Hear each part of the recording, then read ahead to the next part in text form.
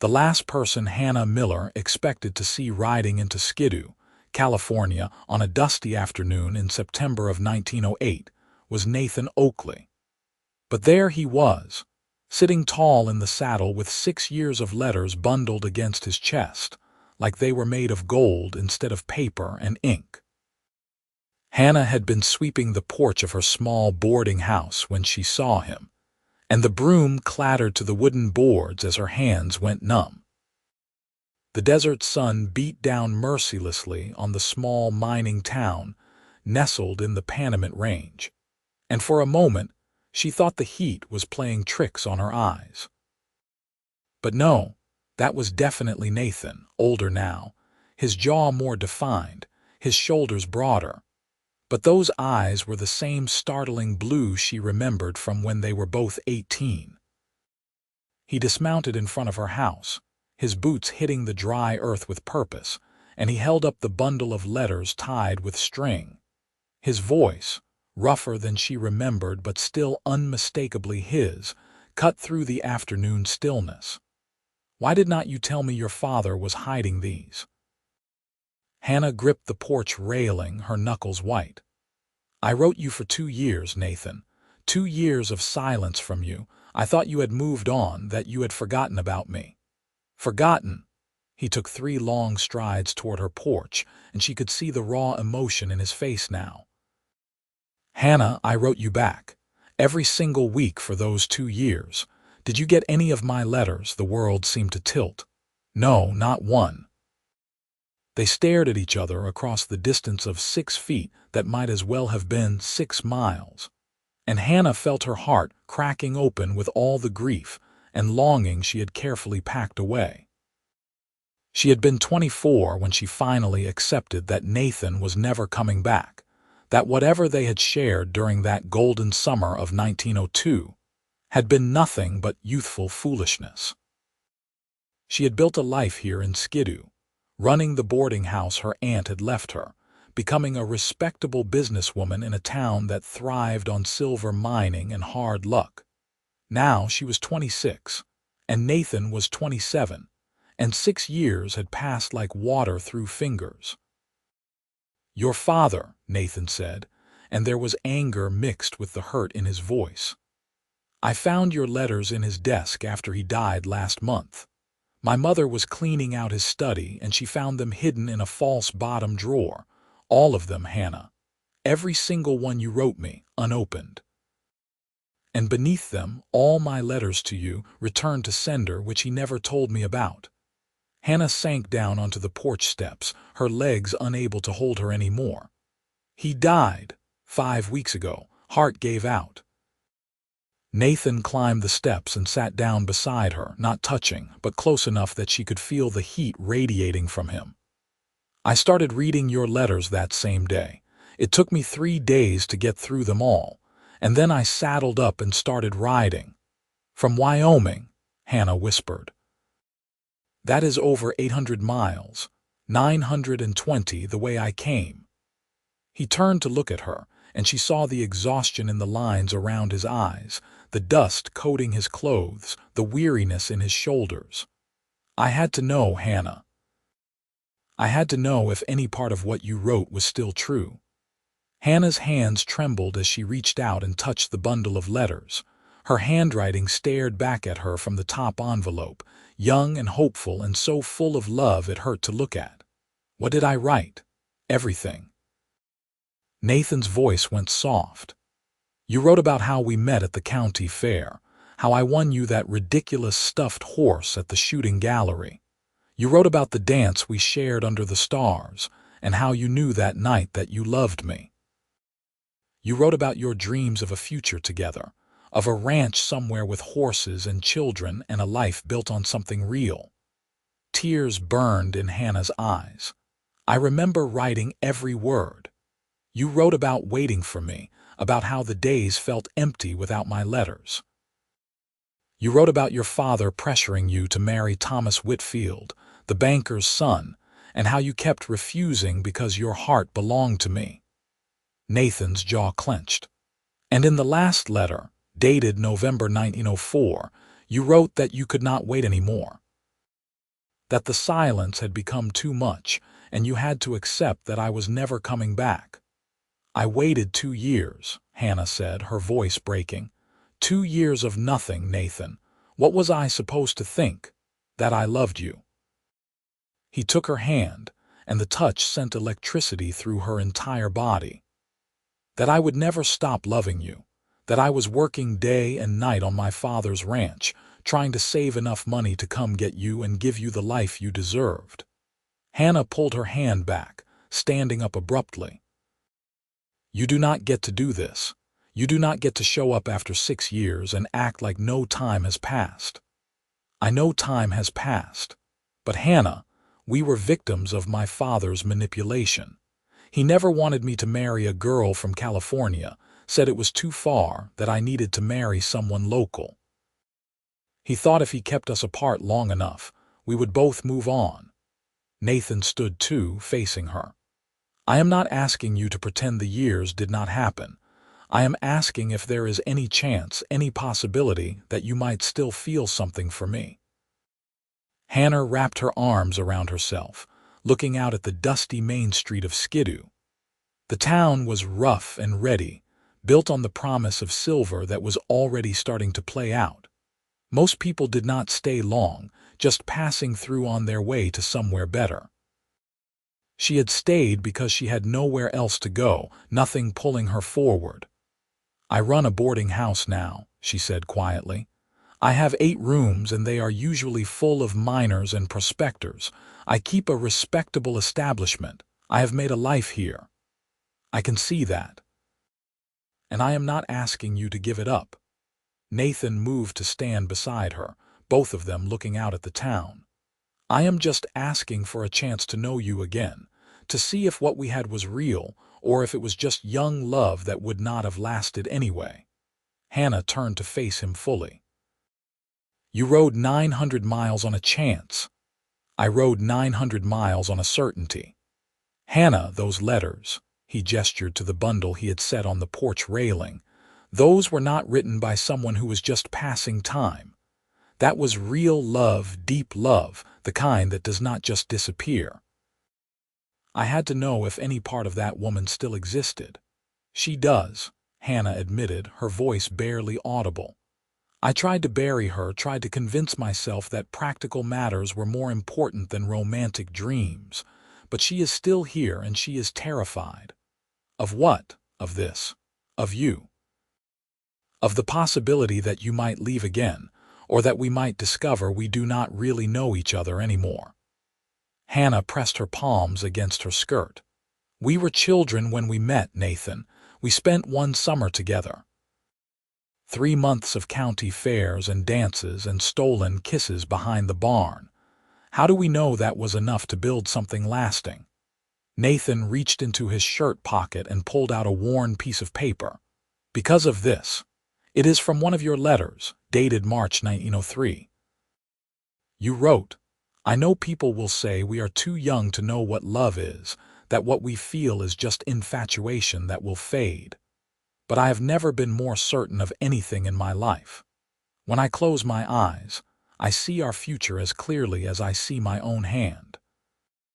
And in that future, we are together, building something beautiful out of hard work and faith and a love that refuses to quit. Does that sound like someone who was just caught up in summer romance? Hannah closed her eyes, remembering the day she had written those words. She had been sitting at her desk in her father's house in Sacramento, rain pattering against the window, her heart aching with missing Nathan so much it felt like a physical wound. I meant every word, she whispered. So did I, in every letter I wrote you. Letters you never got because my father was a controlling man who thought he knew better than everyone else. Nathan's voice hardened. I spent 6 years thinking you had forgotten me, that you had married Thomas Whitfield and were living a comfortable life in Sacramento. My mother told me she heard you had moved away and I thought that was the end of it. I tried to move on, Hannah. I courted other women, went through the motions, but none of them were you. Did you marry? The question burst out of Hannah before she could stop it. No, I could not do it. Every time I got close, I would remember dancing with you under the stars, and it felt like a betrayal." He stepped closer. "What about you?" "No. Thomas proposed 3 times, and I said no 3 times. My father was furious with me, said I was being foolish, that love was not worth throwing away security and comfort. But I could not marry someone when I was still in love with you, even if I thought you did not love me back." Nathan's expression softened. "We have both wasted 6 years." "Maybe they were not wasted," Hannah said slowly. "Maybe we needed them to become the people we are now.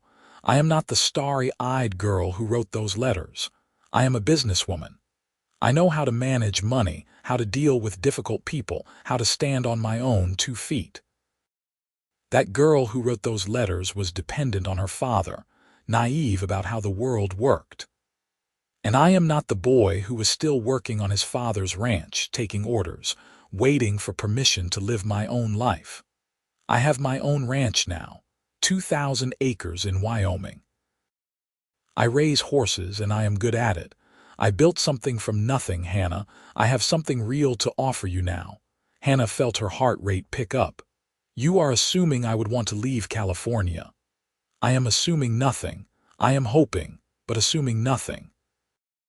Nathan ran his hand through his dark hair, making it stand up in places. "I just spent 17 days in the saddle to get here.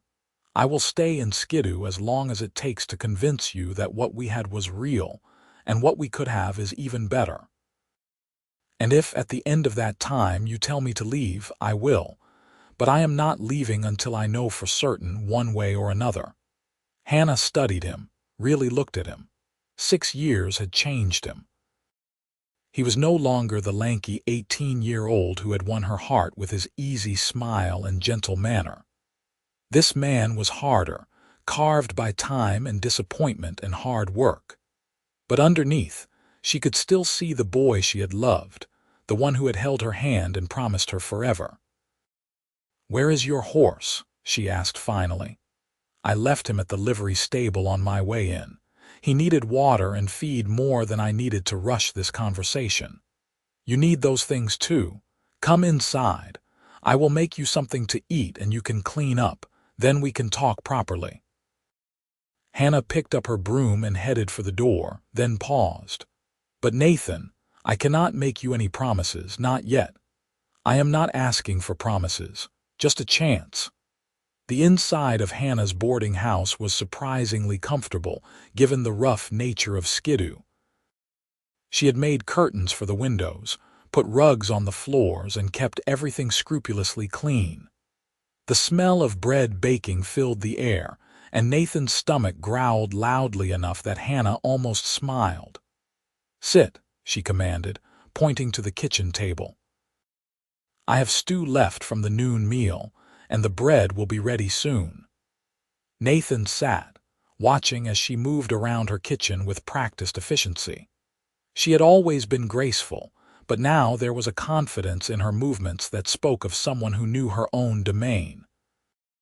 She served him a generous bowl of stew thick with beef and vegetables, along with fresh bread and butter, and then sat across from him with her own small portion. "You eat," she said when he hesitated. "You look half-starved." He was. For the last 2 weeks, he had eaten trail rations and whatever game he could shoot, pushing hard to reach Skidoo. Now, with real food in front of him and Hannah across the table, he felt the exhaustion of the journey crashing over him.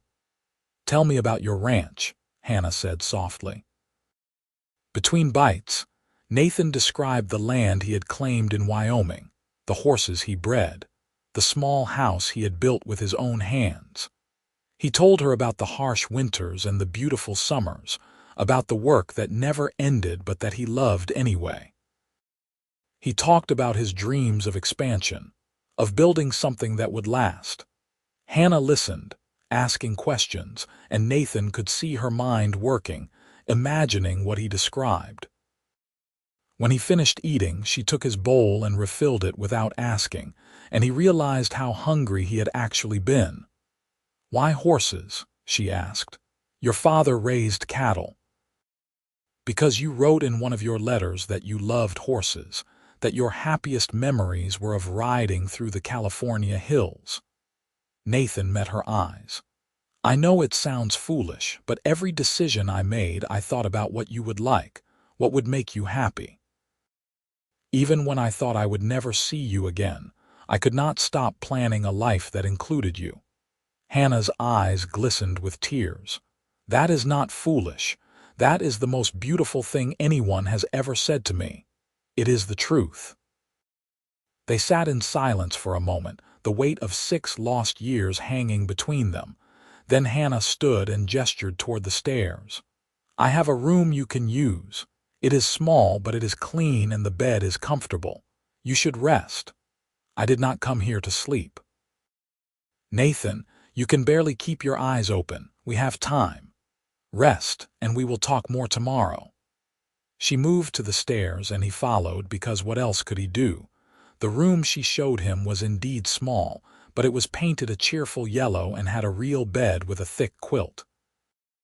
After sleeping on the ground for more than 2 weeks, it looked like paradise. Thank you, he said. Hannah nodded, already backing toward the door. I will wake you for supper. Hannah, wait. He caught her hand. I just need to know one thing. Is there someone else? Someone courting you, someone who has a claim on your affections. She looked down at their joined hands. No, there has been no one. This is a mining town, Nathan. Most of the men here are rough characters, and the decent ones are usually married. And even if there were prospects, I could not seem to open my heart to anyone. Why not? Because it still belonged to you. She pulled her hand free gently. Now rest. You look ready to fall over. After she left, Nathan pulled off his boots and lay down on the bed fully clothed, intending to rest for just a moment.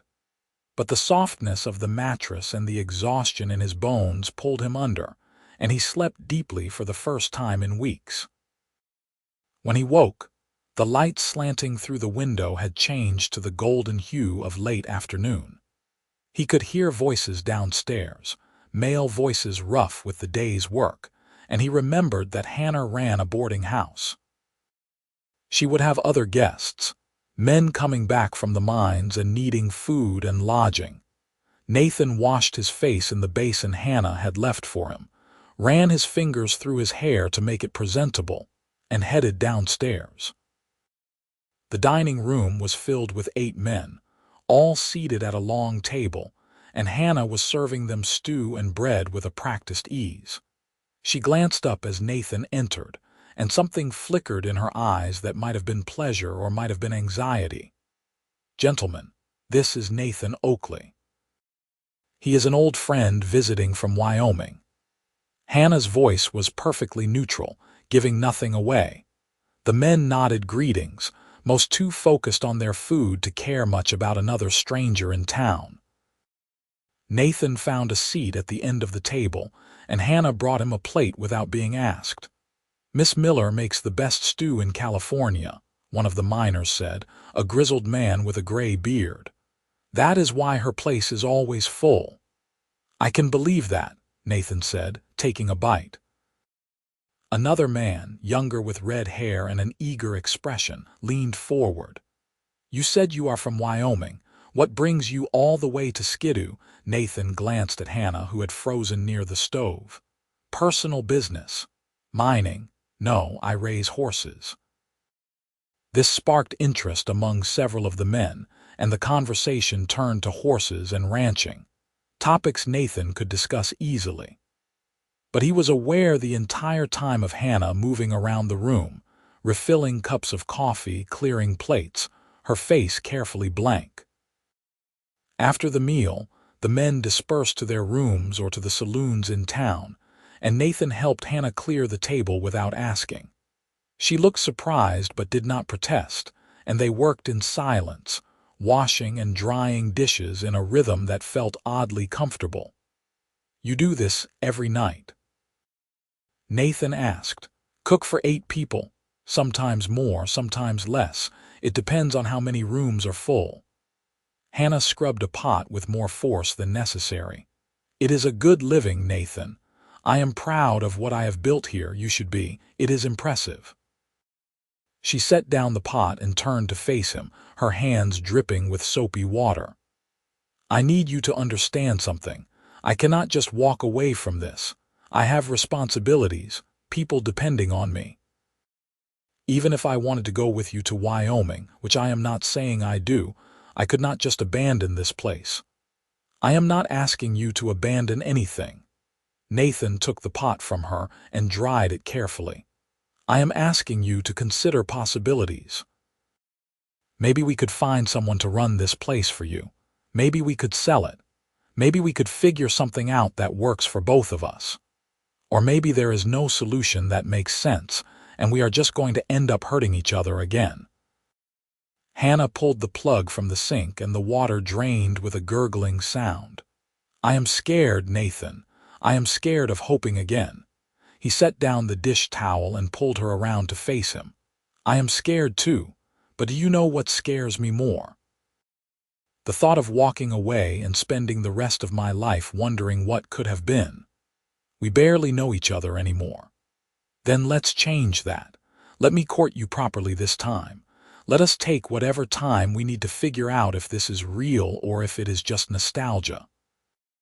Nathan cupped her face in his hands. "I came all this way, Hannah. I'm not leaving after one day." She leaned into his touch for just a moment, then pulled away. "My guests will start coming back soon. You should go upstairs before there is gossip." "Is that what you want?" "What I want does not matter. What matters is what is practical, what is sensible, what is proper." But her voice shook on the last word, betraying her. Nathan nodded slowly. "All right, I will go upstairs. But tomorrow you are going to show me around Skidoo and we are going to talk. Really talk. I have work to do. Then I will help you with it. Whatever it takes, Hannah. I am not giving up." He left her standing in the kitchen, her hands twisted in her apron, her eyes bright with unshed tears. As he climbed the stairs, Nathan wondered if he had made a terrible mistake. Maybe his father had been right and the distance was too much. Maybe too much time had passed, and the love they had shared was just a youthful dream that could not survive reality. But then he remembered her letters, the passion and certainty in every word, and he knew he had to try. He had lived 6 years in a gray fog, going through the motions of life without really living. Now, being near Hannah again, even with all the uncertainty and fear, he felt alive for the first time since that summer of 1902. He would stay as long as it took. He would court her and convince her and show her that what they had was worth fighting for. And if, in the end, she still sent him away, at least he would know he had tried everything. The next morning, Nathan woke to the sound of activity downstairs. The sun was barely up, but Hannah was already cooking breakfast for her guests. He dressed quickly and came down to find her flipping pancakes while simultaneously frying bacon and pouring coffee. The miners were filing in, yawning and rubbing sleep from their eyes, ready for another day of hard labor in the silver mines. "What can I do?" Nathan asked quietly, coming up beside her. Hannah jumped, nearly dropping her spatula. "You should eat, not work. I can do both." He picked up the coffee pot and started refilling cups before she could protest. By the time all the guests were fed and had left for the day, the kitchen was a disaster, and both Nathan and Hannah were exhausted. But there was also a comfortable ease between them that had not been there the night before, born from working side by side toward a common goal. "Thank you," Hannah said, scrubbing dried pancake batter off the griddle. "You did not have to do that. I wanted to. Besides, you said you had work to do. Now maybe you will have time to show me around town." Hannah dried her hands on a towel and studied him. "You are persistent. I have been accused of worse." She almost smiled. "All right. Let me change into something presentable, and I will give you the grand tour of Skidoo, California. Though I warn you, it will not take long. We are not a big town." 20 minutes later, They were walking down the main street together, and Nathan could see why the town had the rough and ready feel he had noticed yesterday. Skidoo had been founded just 2 years earlier in 1906, built on the promise of silver and gold in the Panamint Range. The buildings were mostly wood frame construction, hastily built to house the miners who had flooded in. There was a general store, 2 saloons, a livery stable, a small school, and a handful of other businesses. The mines are up in the hills, Hannah explained, pointing toward the mountains. Most of the men here work for the Skidoo Mining Company, though there are a few independent prospectors still trying to strike it rich. Do you think the silver will last? No. Hannah's voice was matter of fact. The easy ore is already running out. Give it another 5 or 10 years and Skidoo will be a ghost town. That is the way of mining towns. Then why did you settle here? She was quiet for a moment, watching a wagon roll past loaded with ore. Because my aunt left me the boarding house in her will, and I had nowhere else to go. My father and I had a terrible fight after your last letter never came. He kept pushing me to marry Thomas, and I kept refusing. Finally, he told me that if I would not marry Thomas, I was not welcome in his house anymore. So I left. Came out here to help my aunt run her boarding house, and when she died last year, she left it to me. Nathan felt a surge of anger at her father, the same man who had conspired with his own father to keep them apart. I am sorry. You should not have had to go through that alone. It made me strong, stronger than I would have been if I had stayed in Sacramento and married Thomas and lived a safe, comfortable, boring life. She glanced at him. But that does not mean it was not hard.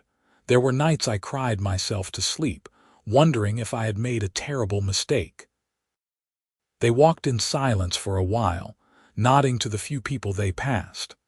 Skidoo was already hot, even in the morning, and Nathan could feel sweat starting to trickle down his back. The desert landscape was harsh and beautiful, all rock and scrub brush and endless sky. Tell me about your letters, Hannah said suddenly. What did you write to me? Nathan had to think back, remembering the words he had poured onto page after page. I wrote about my work on the ranch, about the horses I was training. I wrote about saving money, about my plans for the future. I wrote about missing you, about how empty everything felt without you. And I wrote about love, Hannah. Every letter, I told you I loved you and that I was working toward the day when I could come get you. And you sent them to my father's house in Sacramento, every week for 2 years. Your father must have intercepted them, the same way he hid your letters from me. Nathan kicked at a rock, sending it skittering across the dusty street. I wonder how different our lives would have been if our fathers had not interfered. We would probably be married by now, maybe have children. Hannah's voice went soft and wistful. That is what I imagined, what I hoped for. He stopped walking and turned to face her. Is it too late, Hannah? Have too many years passed? She looked up at him, and he could see the war going on behind her eyes, hope battling with fear. I do not know. Part of me wants to say yes, that we can pick up where we left off. But another part is terrified that we are trying to recapture something that only existed in our memories, that the reality will be disappointing. Only one way to find out. By taking a chance. By risking my heart again. She shook her head. Nathan, when you stopped writing, when the silence went on, it nearly broke me. I do not know if I am strong enough to survive that again. You will not have to. Hannah, I swear to you, I will never willingly leave you, never willingly hurt you. He took her hand, and this time she did not pull away. What happened before was not our fault. It was our fathers manipulating us, keeping us apart. But we are adults now in control of our own lives. No one can keep us apart unless we let them. You make it sound so simple. Maybe it is. Maybe we are the ones making it complicated. Nathan laced his fingers through hers. I love you. I have loved you since that first dance under the stars 6 years ago. I loved you through 2 years of unanswered letters. I loved you through 4 years of thinking you had married someone else. And I love you now, standing here in this dusty mining town in the middle of nowhere. That is not complicated. That is just the truth." Hannah's breath caught. "Nathan, you do not have to say it back. Not until you are ready, but I needed you to know." He squeezed her hand gently. "Now, what else should I see in this town of yours?" The moment passed, and Hannah led him further down the street, showing him the general store where she bought supplies, the school where she sometimes helped teach reading to the miners' children, the small church where services were held on Sundays. Nathan listened and asked questions and tried not to push, but every moment in her presence only strengthened his certainty that he had been right to come. They were passing the livery stable when a man called out Hannah's name. Nathan turned to see a well-dressed man in his 30s approaching, his smile a little too familiar for Nathan's liking. "Hannah, I was hoping to catch you. I wanted to discuss possibly renting rooms for some business associates who will be visiting next month." The man's eyes slid to Nathan, assessing him. "I do not believe we have met. Charles Holbrook, I manage the Skidoo Mining Company. Nathan Oakley, I am visiting from Wyoming." Visiting Hannah specifically or the town in general? Charles's tone was pleasant, but there was an edge beneath it. "Hannah specifically," Nathan said evenly. Charles's expression tightened. "I see. Well, I will not keep you. Hannah, please stop by my office when you have a chance to discuss the room reservations." After he left, Nathan looked at Hannah. "Is he a problem?" "Charles has been courting me for the past 6 months. I have turned him down repeatedly, but he is persistent." Hannah started walking again, her pace faster now. "He is not a bad man, just not the right man. Because you are still in love with me." Nathan kept his voice light, but his heart was pounding. Hannah stopped and faced him, her expression fierce.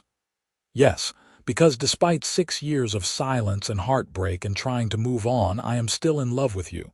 Are you happy now? Is that what you needed to hear?" "Yes," Nathan breathed. "That is exactly what I needed to hear." "Well, congratulations. You rode 900 miles and got your answer. I am still the foolish girl who fell in love with you at 18, still carrying a torch for someone who by all rights should be a stranger to me now."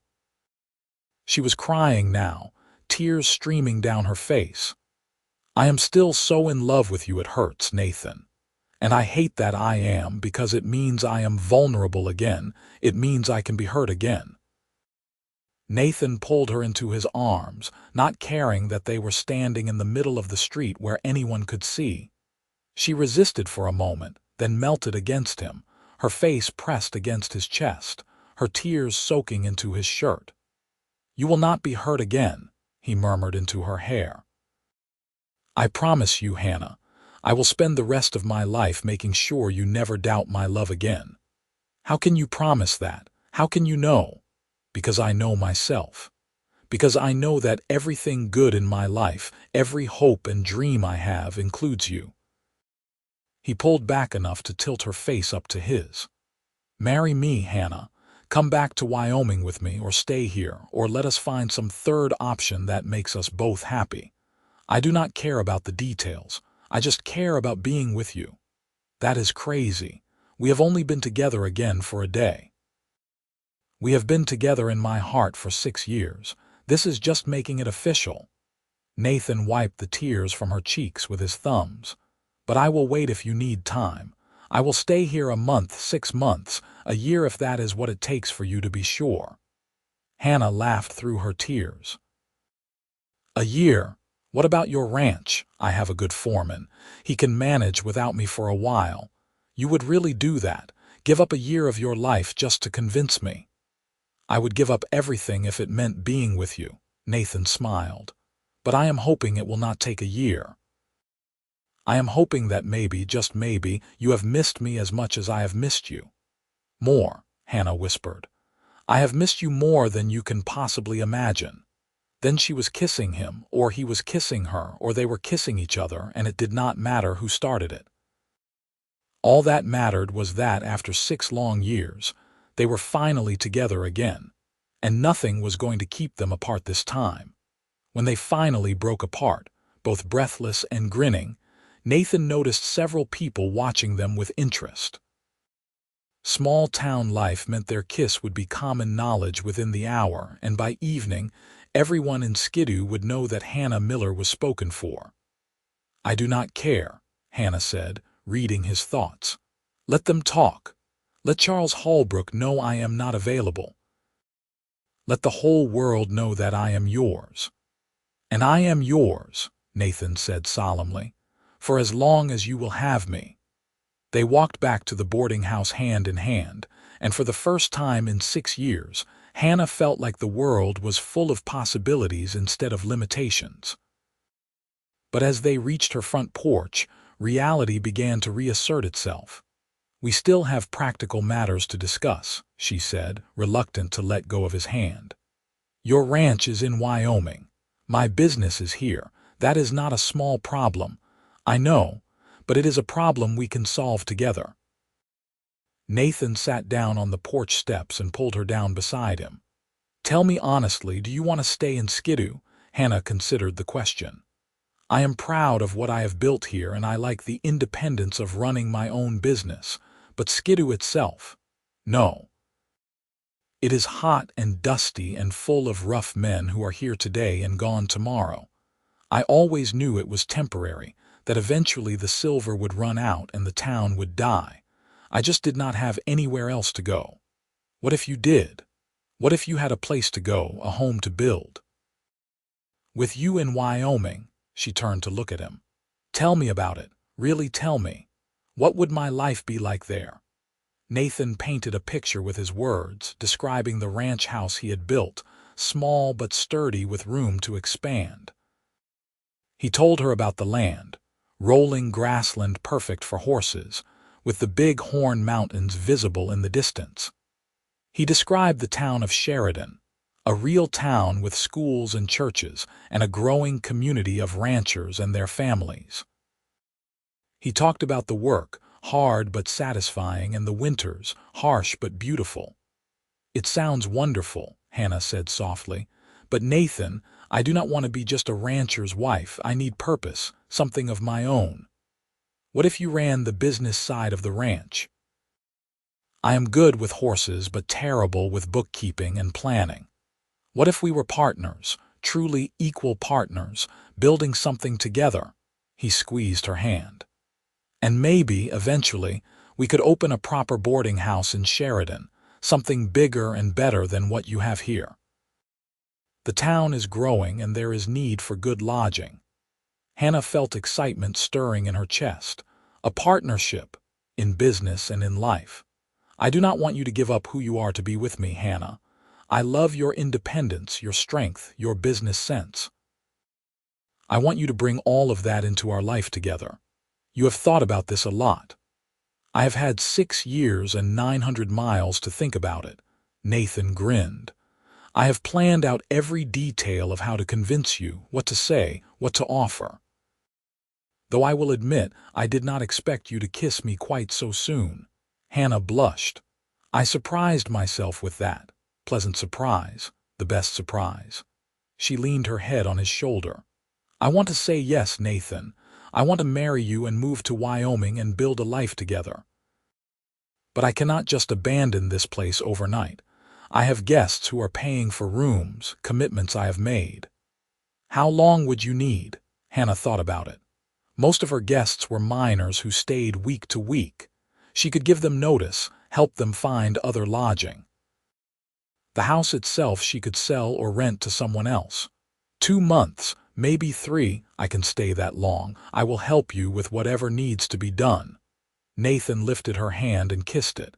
"And in the meantime, we can plan our wedding." "Wedding?" Hannah's heart skipped. "You are serious about this?" "Deadly serious." "Hannah Miller, will you marry me?" She should say no. She should tell him they needed more time, that rushing into marriage after being apart for 6 years was foolish. But when she looked at him, at the hope and love in his eyes, she could not make herself say anything except, "Yes, yes, I will marry you." Nathan let out a whoop that probably carried all the way to the mines, then picked her up and spun her around. When he set her down, they were both laughing and crying at the same time, and Hannah felt like her heart might burst from happiness. "When?" Nathan asked. "When can we get married?" "As soon as possible." "Why wait?" Hannah felt giddy and reckless and more alive than she had in years. "There is a minister in town who does weddings. We could get married next week if we wanted." "Next week? Is that enough time to plan?" "Nathan, I am 26 years old and I have been waiting for you for 6 years. I do not need a fancy wedding, I just need you." He kissed her again, slower this time, sweeter, full of promise and commitment. When they finally pulled apart, the sun was high in the sky, and Hannah realized she had completely neglected her chores for the day. "I have to go to the market, and I need to strip and remake all the beds, and I am supposed to meet with Charles about those room reservations." She stood up reluctantly. "Will you be all right on your own for a few hours? I will come with you. Whatever you need to do, I will help." Nathan stood too. "We are partners now, remember?" They spent the afternoon working together, and Hannah marveled at how natural it felt to have Nathan by her side. He carried her market baskets, helped her change linens, and even accompanied her to the meeting with Charles Holbrook. The mine manager's face went carefully blank when they walked in together, and even blanker when Hannah announced her engagement. "I see," Charles said stiffly. "Well, congratulations. When is the happy event?" "Next week," Hannah said, and felt Nathan squeeze her hand in support. "Rather sudden, is it not?" "Not really. We have known each other for 6 years. We are just making it official." Hannah smiled sweetly. "Now, about those rooms for your business associates." She conducted the meeting professionally, arranging for the rooms, discussing rates and services.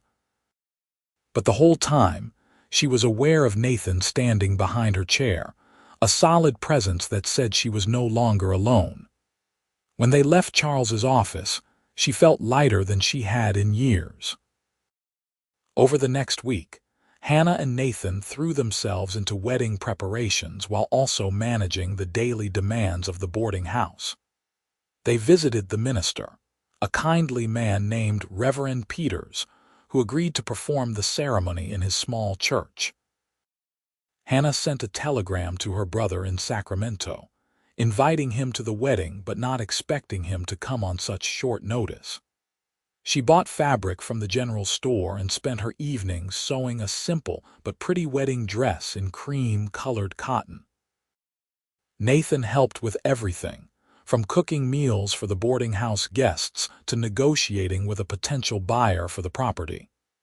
He was patient when Hannah had moments of panic, wondering if they were moving too fast.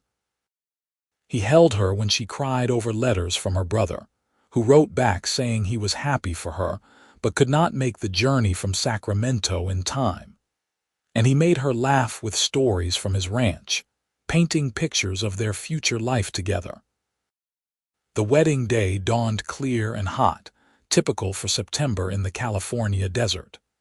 Hannah woke early in her room, her wedding dress hanging on the door, and felt a moment of pure terror. Was she really doing this? Was she really marrying a man she had only spent a handful of days with, giving up everything she had built to follow him to Wyoming? But then she thought about the letters she had written 6 years ago, full of certainty and love, and she knew that young girl had been right. Nathan was her person, her partner, the man she was meant to build a life with. Everything else was just details. She dressed carefully in her new dress, pinned up her dark hair, and examined herself in the mirror. She looked like a bride, she thought. Nervous and excited and ready to start a new chapter, there was a knock on her door and Nathan's voice came through. "Hannah, can I come in? You are not supposed to see the bride before the wedding." "I cannot wait that long. Please." She opened the door and Nathan's breath caught. You are beautiful. So are you.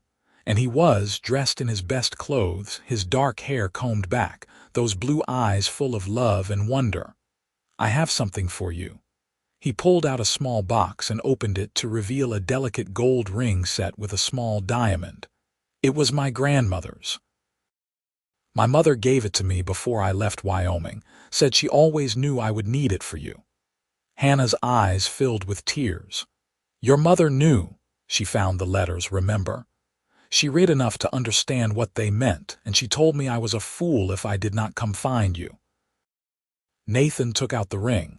She made me promise to bring you back with me, said she wanted to meet the woman who could inspire such devotion. I cannot wait to meet her. Hannah held out her hand, and Nathan slid the ring onto her finger. It fit perfectly. They walked to the church together, breaking tradition but not caring.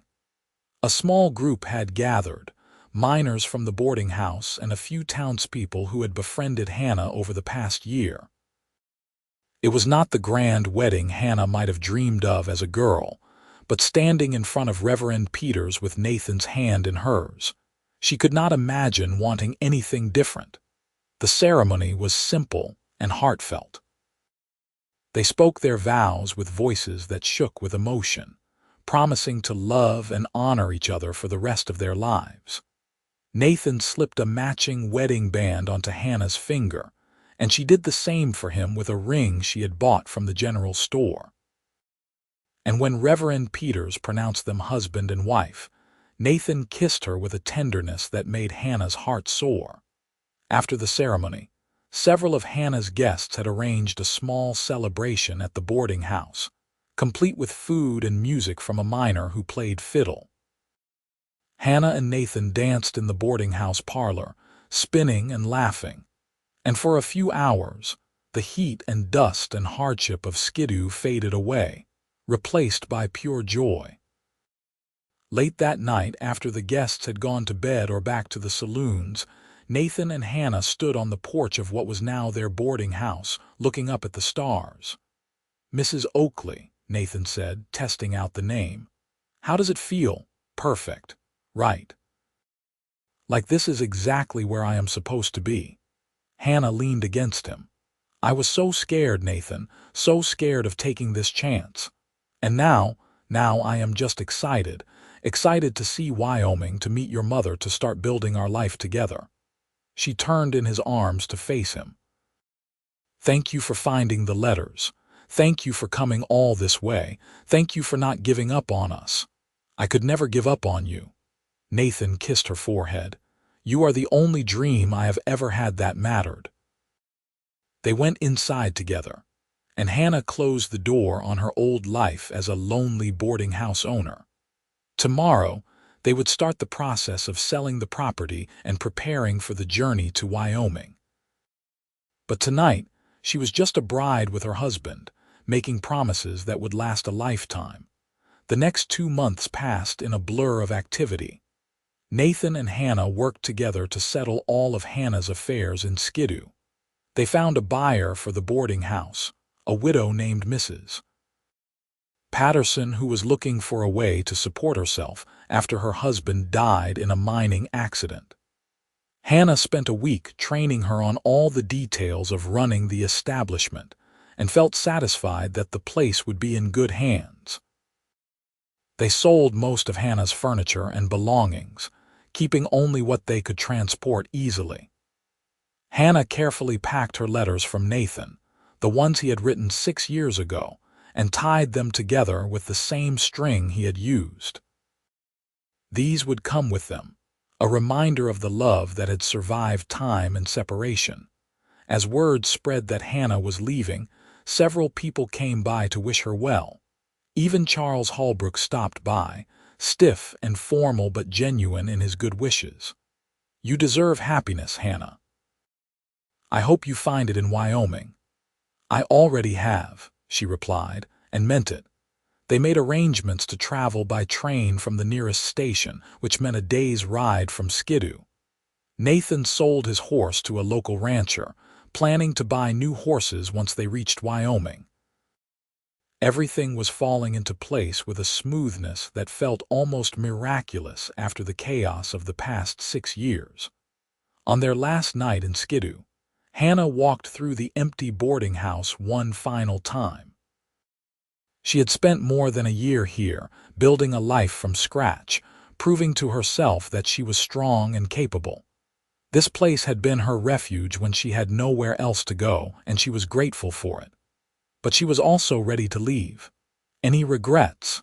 Nathan asked, coming up behind her. "None. Not a single one." He wrapped his arms around her waist. "Though I will admit I am eager to get home. I want to show you everything, introduce you to everyone, start our real life together. This has been our real life. These past 2 months, working together, building toward our future." Hannah turned to face him. "But I know what you mean. I am eager too." They left Skidoo at dawn the next morning, riding double on a borrowed horse, their few belongings packed in saddlebags. As the town disappeared behind them, Hannah did not look back. Her future was ahead of her, not behind. The train journey to Wyoming took several days, and Hannah spent the time pressed against the window, watching the landscape change. They left behind the harsh desert mountains of California and traveled through Nevada, Utah, and into Wyoming. The land grew greener, the mountains more dramatic, and Hannah felt her excitement building. Nathan told her stories about the ranch, about his neighbors, about the town of Sheridan and the life waiting for them there. He talked about the horses he had been training, about his plans to expand the operation with Hannah's help. And he talked about the future, about the children they might have, the legacy they would build together.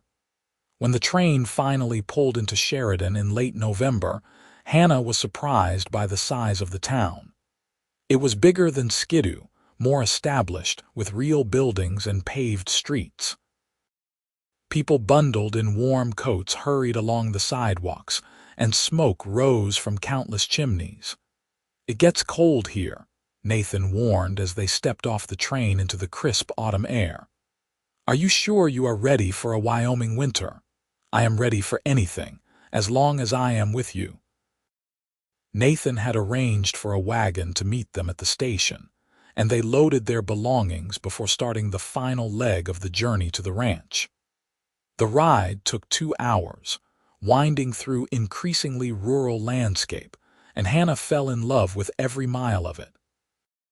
The grass was thick and golden, the sky impossibly blue, and the mountains in the distance looked like they had been painted by an artist. Finally, they crested a small rise and Nathan pointed ahead. "There, that is home." Hannah looked and felt her breath catch.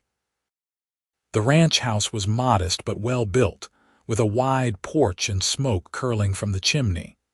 Behind it were a barn, several corrals, and what looked like a bunkhouse. And everywhere, horses. Beautiful horses in shades of bay and black and chestnut, grazing peacefully or running in the fields. As the wagon approached, people came out of the house and barn to greet them. A middle-aged woman who could only be Nathan's mother hurried forward, wiping her hands on her apron. Several ranch hands hung back, curious but respectful. "Nathan." His mother pulled him into a fierce hug the moment he climbed down from the wagon, then turned to Hannah. "And you must be Hannah. Oh, my dear, let me look at you." Hannah submitted to a thorough examination, feeling nervous under the older woman's scrutiny. But then Nathan's mother smiled and her whole face lit up. "You are exactly as I imagined from the letters. Welcome home, daughter." The word daughter made Hannah's eyes sting with tears. She had lost her own mother years ago and her father had disowned her. To be welcomed so warmly into a new family was more than she had dared hope for. "Thank you, Mrs. Oakley. Call me Margaret, please. We are family now." She linked her arm through Hannah's. "Come inside. You must be frozen after that journey. I have stew on the stove and fresh bread." The inside of the ranch house was warm and cozy, simply furnished but comfortable. Margaret kept up a steady stream of conversation as she served them food, asking Hannah about her journey, about Skidoo, about her plans for the ranch. Nathan's foreman, a weathered man named Tom, joined them for the meal and proved to be both friendly and knowledgeable about the operation. Over dinner, they discussed the ranch business. Tom reported that things had gone well in Nathan's absence, though they had lost 2 horses to a pack of wolves and one of the brood mares was about to foal. Nathan listened carefully, asking questions, and Hannah saw how much respect Tom had for his young employer. "Hannah will be taking over the business side of things," Nathan announced. "She has experience running a boarding house and is far better with numbers than I am." Tom looked at Hannah with new interest. "That's so. Well, we could certainly use someone to straighten out the accounts. Nathan here is a genius with horses but cannot balance a ledger to save his life." "I would be happy to help," Hannah said, "though I will need some time to learn how everything works." "We have time," Nathan said, reaching for her hand under the table. "We have all the time in the world." After dinner, Nathan showed Hannah around the ranch while there was still daylight. He introduced her to his horses, and Hannah was impressed by the quality of the animals. These were not rough range horses but carefully bred animals with excellent conformation and temperaments. "This is where I spent every dollar I saved," Nathan explained, stroking the nose of a beautiful bay mare. "Building the bloodlines, creating something special, but I always imagined doing it with you." "Now you can," Hannah said softly. "Now we both can."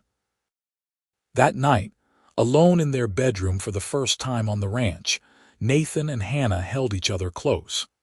Outside, the wind howled with the promise of the coming winter, but inside, they were warm and safe and together. "Are you happy?" Nathan asked, his lips against her hair. "Happier than I ever thought possible." Hannah traced patterns on his chest. "I kept waiting for something to go wrong, for this to turn out to be a dream. But it is real, is not it? We are really here, really married, really starting our life together. It is real. And it is only going to get better from here." He was right. As autumn turned to winter and winter to spring, Hannah and Nathan built their life together with a joy and purpose that made every day feel like a gift. Hannah took over the ranch accounts and discovered she had a knack for the business side of ranching. She negotiated better prices for their horses, found new buyers in other territories, and implemented systems that made everything run more smoothly. But she also learned to work with the horses themselves, training alongside Nathan, discovering a talent she had not known she possessed. The horses responded to her calm confidence, and Nathan proudly told anyone who would listen that his wife had a gift. The first winter was harsh, with snow piling up for weeks and temperatures dropping so low that water froze in minutes. But Hannah had never been happier. She and Nathan would wake early to break ice on the water troughs, feed the horses, and check on the pregnant mares. Then they would come inside to Margaret's hot breakfast and spend the afternoon working on accounts or repairing tack or any of the 100 other tasks that kept a ranch running. In the evenings, they would sit by the fire, and Nathan would read aloud from the newspapers and books they ordered from back east. Sometimes Margaret would join them, knitting or mending, and she would tell stories about Nathan as a boy that made Hannah laugh and made Nathan groan with embarrassment. Spring brought new life to the ranch. 3 mares foaled, producing strong, healthy babies that would be the foundation of next year's sales. The grass turned green, wildflowers bloomed across the fields, and Hannah felt like the land itself was celebrating their happiness. It was in April, during a warm afternoon when they were working together to train a young gelding, that Hannah realized she was pregnant. She had suspected for a few weeks, but had not been sure until the pattern became undeniable. That night, as they sat on the porch watching the sunset, she told Nathan. He froze, his coffee cup halfway to his mouth. "Pregnant, you are certain?" "As certain as I can be without seeing a doctor. But yes, I am fairly sure." Nathan set down his cup carefully, then pulled her into his arms. "A baby, we are going to have a baby." "Are you happy about it?" Hannah asked, suddenly nervous. They had not discussed children much, too focused on building the ranch and their relationship. "Happy, Hannah, I am thrilled. Terrified, but thrilled." He pulled back to look at her. "Are you happy about it?" "Yes. I did not know I wanted to be a mother until this moment, but now I cannot imagine anything I want more." She placed her hand over her still flat stomach. "Our child, Nathan. A real family." They told Margaret that night, and she cried with joy, immediately launching into plans for preparing a nursery and knitting baby clothes. The ranch hands offered shy congratulations, and Tom promised to make sure Hannah did not overwork herself during the pregnancy. The months passed in a blur of preparations. Nathan and Tom converted a small room off the master bedroom into a nursery, painting it a cheerful yellow and building a cradle from oak wood. Margaret sewed blankets and tiny clothes. And Hannah continued to work, though at a slower pace, managing the business side of the ranch from a desk in the house rather than riding out to check on the horses. In December of 1909, during the first big snowstorm of the season, Hannah gave birth to a healthy baby boy. The labor was long and difficult, but with Margaret's help and the local midwife's skill, both mother and baby came through safely. Nathan held his son for the first time with shaking hands, staring down at the tiny face with an expression of awe. "He is perfect. What should we name him?" Hannah asked, exhausted but glowing. They had discussed names but had not settled on anything. Now, looking at their son, Nathan said softly, "James, after my grandfather, the one who gave you the ring. And his middle name should be Miller, after your family. James Miller Oakley." Hannah tested it out. "I like it. Hello, James. Welcome to the world." The baby squirmed and made a small noise, and both parents laughed with delight. Outside, the snow continued to fall, blanketing the ranch in white. But inside, the house was warm with love and promise, and the beginning of a new generation. James was a good baby, healthy and strong, with his father's blue eyes and his mother's dark hair. He became the center of their world, though Hannah and Nathan were careful to maintain their partnership in running the ranch. Margaret doted on her grandson, and the ranch hands treated him like a mascot, carving him toys and competing to make him smile. As James grew from baby to toddler, Hannah and Nathan's ranch prospered. Their horses became known throughout Wyoming and beyond for their quality and temperament. They expanded the operation, buying more land and hiring additional hands. And they talked about having more children, wanting to give James siblings. Their second child, a daughter they named Rose Margaret, was born in the summer of 1911, during a stretch of perfect weather. She had her mother's features and her father's temperament, calm and happy from the start. James, now a boisterous 2-year-old, was fascinated by his baby sister and wanted to help with everything. Life settled into a comfortable rhythm. The ranch thrived, their children grew, and Hannah and Nathan's love deepened with every passing year. They still read the old letters sometimes, marveling at the twists of fate that had kept them apart and then brought them back together. And they were grateful, every single day, for the second chance they had been given.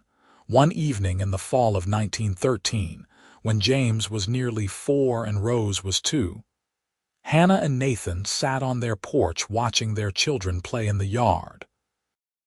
James was showing Rose how to feed apple slices to one of the gentle mares, and Rose was giggling with delight. "Do you ever think about what would have happened if you had not found the letters?" Hannah asked, leaning against Nathan's shoulder. sometimes. But then I think about how miserable I was without you, and I know I would have found a way to you eventually. Maybe not as quickly, but eventually." He kissed the top of her head. "We were always meant to be together, Hannah. Our fathers tried to keep us apart, but love is stronger than that." "Love and stubbornness," Hannah added with a smile. "You did ride 900 miles. I would have ridden 9,000 if that was what it took." They sat in comfortable silence, watching their children and the sun setting over the mountains. Hannah thought about the girl she had been at 18, writing those letters full of hope and certainty. That girl had been right about so many things. She had known, with the wisdom of young love, that Nathan was her person, her partner, her future. The years between then and now had been hard sometimes, full of heartbreak and loneliness and doubt. But they had also made her stronger, more capable, more certain of what she wanted from life. And now, sitting here with her family around her and a thriving ranch that she had helped build, Hannah knew that every difficult moment had been worth it. "Mama, look," James called out. "Rose is petting the horse all by herself." "I see, sweetheart. You are such a good teacher." Hannah called back, then laughed as Rose promptly got distracted by a butterfly and wandered away, leaving James to explain to the horse that his sister would be right back. "They are going to be ranchers, just like us," Nathan said with satisfaction. "Or maybe they will want to do something completely different. Maybe James will want to be a doctor and Rose will want to be a teacher. Would that bother you? Not at all. As long as they are happy and loved, they can be whatever they want." Hannah paused. "Though I do hope at least one of them loves horses as much as we do." Nathan laughed. "I think we are safe there. James already talks about having his own horse when he is bigger." As the evening deepened into night, they called the children inside for supper. Margaret had made a pot roast with vegetables from her garden, and they all gathered around the table, talking and laughing and sharing stories from their day. It was a simple meal, a simple evening, but to Hannah it felt like everything she had ever wanted. After the children were in bed, Hannah and Nathan retreated to their room. Nathan opened the drawer where they kept the letters and pulled out the bundle. They did not read them often anymore, but sometimes, on special occasions or when they needed a reminder of where they had started, they would pull them out. "Which one should we read?" Nathan asked. Hannah thought for a moment. "The last one I wrote, the one where I said I could not wait any more." Nathan found it and opened it carefully. The paper was yellowed now, the ink fading, but the words were still clear. He read aloud, his voice gentle in the quiet room. "My dearest Nathan, this is the last letter I will write to you. Not because I do not love you anymore, but because the silence has become unbearable. I have sent you letters every week for 2 years, pouring out my heart, sharing my dreams, telling you about my life.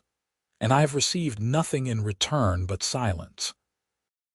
I have to accept that whatever we had, whatever I thought we were building together, exists only in my memories and my imagination. I will always love you, Nathan. You were my first love, my truest love, and I do not think I will ever feel this way about anyone else. But I cannot keep writing to someone who does not write back. I cannot keep waiting for someone who is not coming. So this is goodbye. I hope you are well, wherever you are, whatever you are doing. I hope you found someone who makes you happy. And I hope, someday, you will think of me and remember the summer we had together. With all my love, always, Hannah." When he finished, there were tears running down both their faces. Nathan set the letter aside carefully and pulled Hannah close. "I am so sorry I did not get these when you sent them, so sorry you thought I had forgotten you.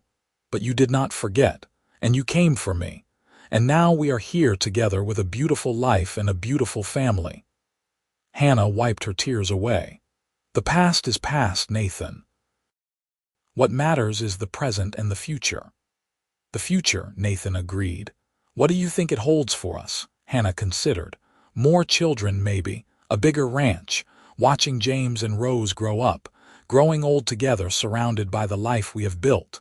She smiled up at him.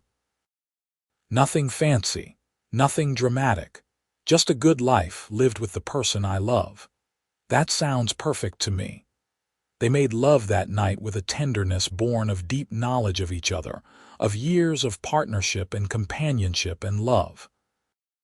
And afterward, lying in each other's arms in the darkness, Hannah felt a profound sense of gratitude for the journey that had brought them to this moment. The years continued to pass, each one bringing new joys and challenges. In 1915, Hannah gave birth to twin boys, Samuel and Daniel, who were energetic and mischievous from the moment they could walk. The ranch house rang with the sounds of children playing, and Nathan and Hannah often joked that they were running a zoo rather than a horse ranch. James grew into a serious, thoughtful boy who had his father's gift with horses. By the age of 10, he could gentle a skittish colt better than many of the adult ranch hands. Rose was more like her mother, with a head for business and an uncanny ability to know which horses would bring the best prices. And the twins were wild and free, more interested in adventure than responsibility, though Nathan assured Hannah they would settle down eventually. Margaret remained active and involved until her death in 1920, passing peacefully in her sleep at the age of 72. Her loss was felt deeply by the entire family, but especially by Hannah, who had come to think of her as a second mother. They buried her on a hill overlooking the ranch, where she could watch over the family she had loved so well. The ranch continued to thrive through the 1920s. Nathan and Hannah's horses became famous throughout the West, and they sold breeding stock as far away as Texas and Montana. Hannah proved to be a savvy businesswoman, investing their profits wisely and ensuring the ranch's financial stability even during difficult years. But more than the financial success, it was the life they had built together that mattered most. Every evening, no matter how busy the day had been, they would find time to sit together on the porch and talk. They discussed the children, the ranch, their dreams for the future. And sometimes they talked about the past, about the letters and the lost years, and the miracle of finding each other again. In 1925, when James was 16, he announced that he wanted to take over the ranch someday. Nathan and Hannah were thrilled, though they made sure he understood it would be years before they were ready to step back. Rose, now 14, said she wanted to open a riding school for young ladies, teaching them both horsemanship and business skills. The twins, at 10, were still too young to know what they wanted, but they loved the ranch life and seemed likely to stay involved. That same year, Hannah received a letter from her brother in Sacramento. Their father had died, and in his final days he had asked for Hannah's forgiveness for driving her away. The letter also mentioned that Thomas Whitfield, the man her father had wanted her to marry, had gone through 3 unhappy marriages and was now living alone, miserable and bitter. Hannah showed the letter to Nathan, and they talked about it long into the night. She had long since forgiven her father, understanding that he had acted out of what he thought was best for her, even if he had been wrong. And she felt no vindication over Thomas's unhappiness, only a deep gratitude that she had not settled for a safe, comfortable life without love. Everything worked out the way it was supposed to, she told Nathan.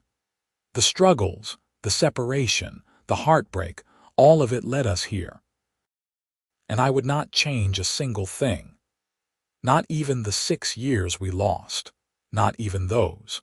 Because maybe we needed that time to become the people we are now. You needed to build your ranch and learn to be independent. I needed to learn that I was strong enough to stand on my own. She took his hand.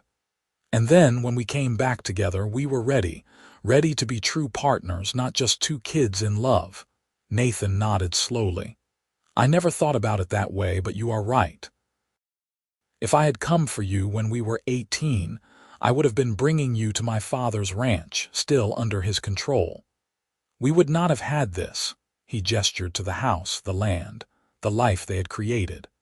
We would not have been able to build something that was truly ours. As the 1920s turned into the 1930s, life on the ranch continued its steady rhythm. James married a local girl named Catherine in 1931, and they settled in a house Nathan and Hannah built for them on the far side of the ranch property. Rose went to college in Denver, studying business and equestrian management, with plans to return and open her riding school. The twins, Samuel and Daniel, were inseparable, working together to manage the day-to-day operations of the horse training program.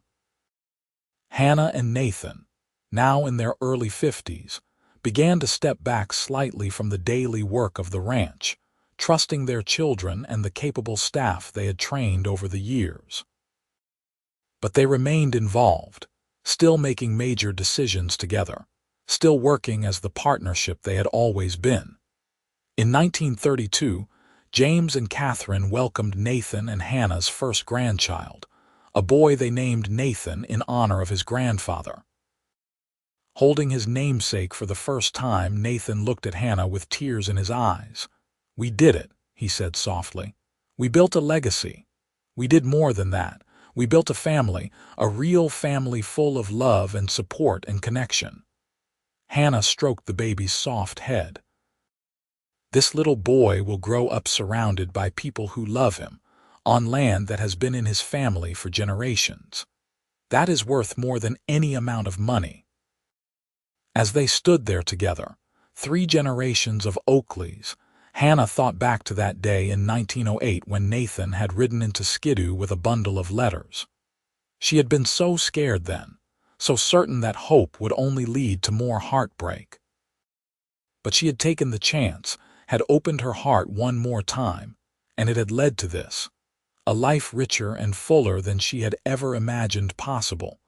The years continued to pass. More grandchildren arrived, 6 in total by 1940. The ranch weathered the economic difficulties of the Depression years, thanks to Hannah's careful management and the family's willingness to work hard and make sacrifices. Rose opened her riding school in 1936, and it became hugely successful, drawing young women from across the state who wanted to learn both horsemanship and independence. Through it all, Nathan and Hannah remained devoted to each other. They still held hands while walking around the property. They still danced in the kitchen when a song came on the radio. They still read together in the evenings, now with grandchildren piled around them, listening to stories. In 1948, they celebrated their 40th wedding anniversary with a huge party attended by family, friends, ranch hands past and present, and what seemed like half the county. James gave a speech about his parents' love story, about how they had been kept apart by circumstances, but had found their way back to each other through persistence and faith. There was not a dry eye in the house. That night, alone in their room after everyone had left, Nathan pulled out the letters one more time. They were fragile now, the paper brittle, the ink badly faded, but they had read them so many times over the years that they had the words memorized. Should we burn them? Nathan asked.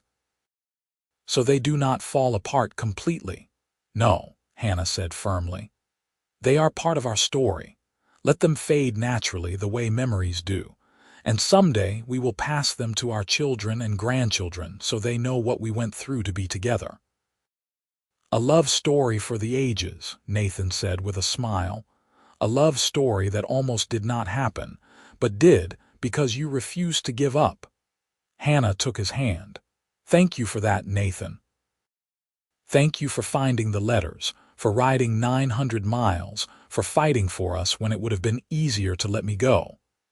I never could have let you go. You were part of me from the moment we met. The 6 years we were apart, it was like I was missing a piece of myself." He raised her hand to his lips and kissed it. "You are still the best decision I ever made."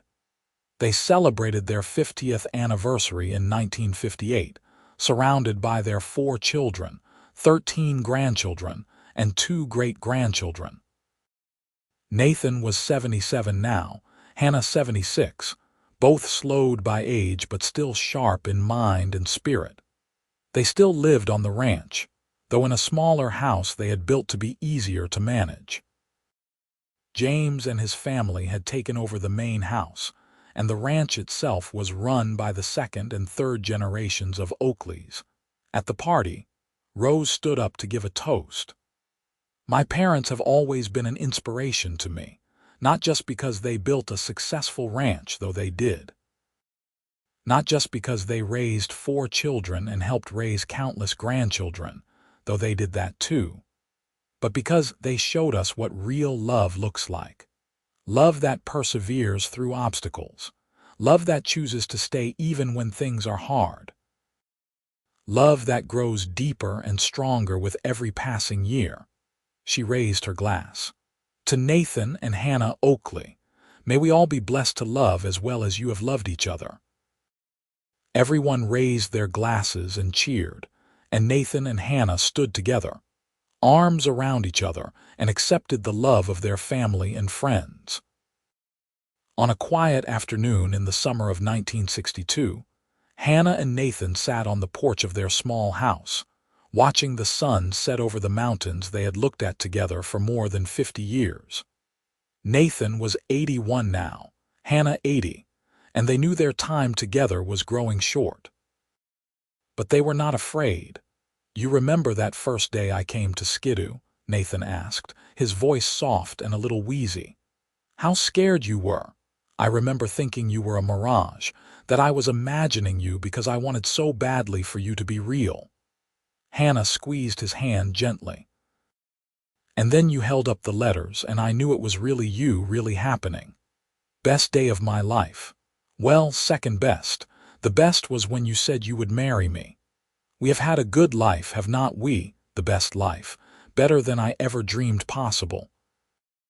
Nathan turned to look at her, and even with his face lined with age, his eyes were still the same startling blue. "I love you, Hannah. I have loved you for 60 years, and I will love you for eternity. I love you too. Always have, always will." They sat together as the sun sank lower, painting the sky in shades of pink and gold. Around them, the ranch bustled with life. Grandchildren playing, horses neighing, the sounds of family and home. And in that moment, Hannah felt a profound sense of completion. Every struggle, every heartbreak, every moment of doubt had led to this. A life fully lived, a love fully expressed, a family that would carry on their legacy for generations. Nathan passed away peacefully in his sleep that winter, just shy of his 82nd birthday. Hannah grieved deeply, but also felt grateful that they had been given so many years together. Years they might have missed entirely if Nathan had not found those letters and come for her.